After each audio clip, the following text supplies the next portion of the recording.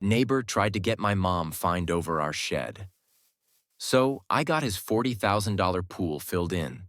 I've always believed that kindness is a choice. And sometimes, so is revenge. I live with my mom. Always have.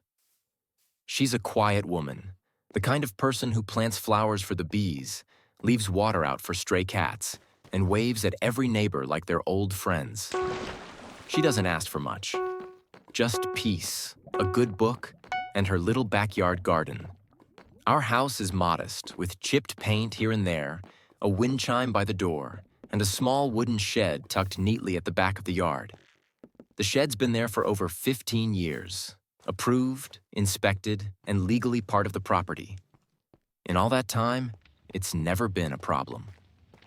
Until he moved in. The new neighbor. He arrived in early spring, right when the cherry blossoms were blooming and the air smelled like fresh-cut grass. It should have been a new start, a welcome addition to our quiet street. Instead, it was the beginning of a war we didn't know we were fighting. From the moment he moved in, it was obvious he thought he owned the neighborhood.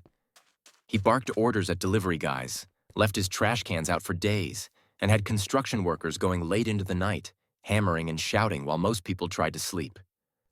Still, my mom waved at him. Still, she smiled.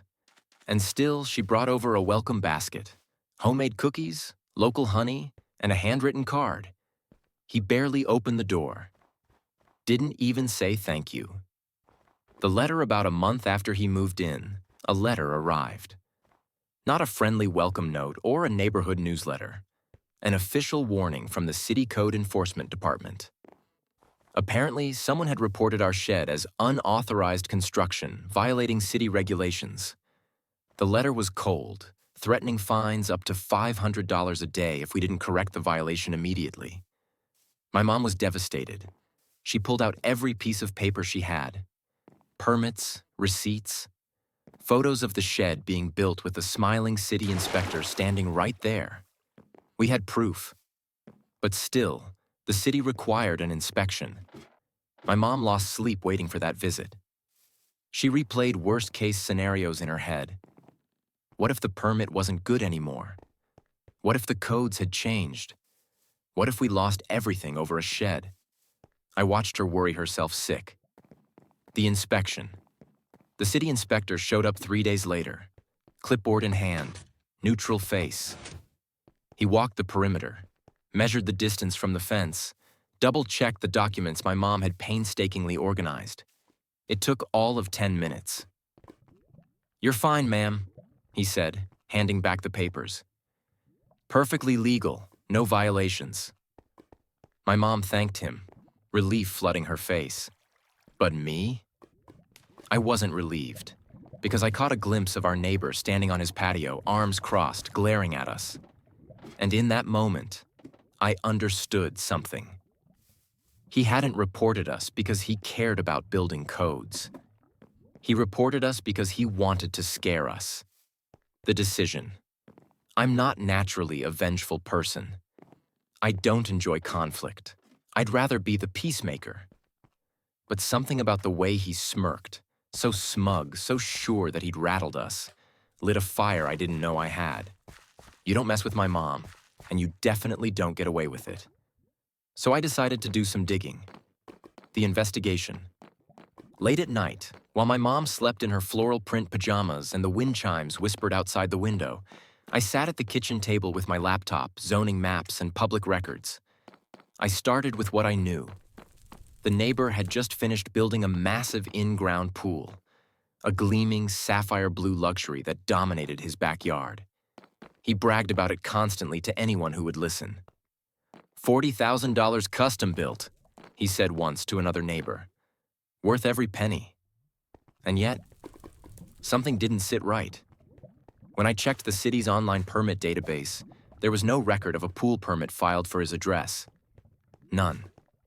That alone was a problem. But it got worse. The smoking gun, using public maps and satellite imagery, I compared his backyard layout to the official property lines. It didn't take long to spot it. His pool wasn't just close to the property line. It was on top of a utility easement, a protected strip of land reserved for underground water, gas, and sewer lines. In our city, you can't build permanent structures over utility easements. No exceptions. Period. Violation of that rule? Mandatory removal? Not fines, not warnings. Demolition. The trap. I compiled everything carefully. Screenshots, photos, city codes highlighted and annotated, maps with measurements and easements clearly marked. Then I submitted a detailed anonymous complaint to the city. I didn't tell anyone, not even my mom. I just waited. The fall, about 2 weeks later, city inspectors arrived at his house. This time, they weren't here for us. They weren't smiling. They measured, photographed, talked quietly among themselves. The neighbor argued. He gestured wildly, voice rising. But arguing with the city is like arguing with gravity. You can scream all you want. You're still going to fall. The verdict. Within a week, the official notice came. The pool was in direct violation of city ordinances. He had two choices: remove the pool entirely, face daily fines until he complied, fines that would quickly surpass the value of the pool itself. He tried everything. He filed appeals, hired a lawyer, even tried to get a retroactive variance approved by the city council. Every effort failed. There were utility lines directly underneath that pool. No amount of money or connections could change that. The demolition. The demolition crew showed up early on a crisp autumn morning. Big, heavy machinery rolled in. They tore up the expensive tile, crushed the deck chairs, shattered the mosaic tiles lining the pool. $40,000 worth of bragging rights, destroyed in less than a day. By sunset, it was just a giant hole filled with dirt. No more pool parties, no more showy barbecues, just mud and regret. The aftermath. Now when I sit on the back porch with my mom, sipping tea and watching the sunset, I sometimes catch our neighbor staring at the ground where his prized pool used to be. He doesn't smirk anymore. He doesn't brag. He just mutters under his breath and drags his trash cans a little too loudly. Meanwhile, our little shed still stands, strong, legal, and surrounded by blooming rose bushes. The lesson kindness is a choice. So is standing up for yourself. We didn't shout. We didn't threaten. We didn't escalate. We simply let the truth do the talking and the laws do the walking. Some people think quiet folks are easy targets, but they forget.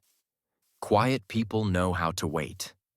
And when they move with precision.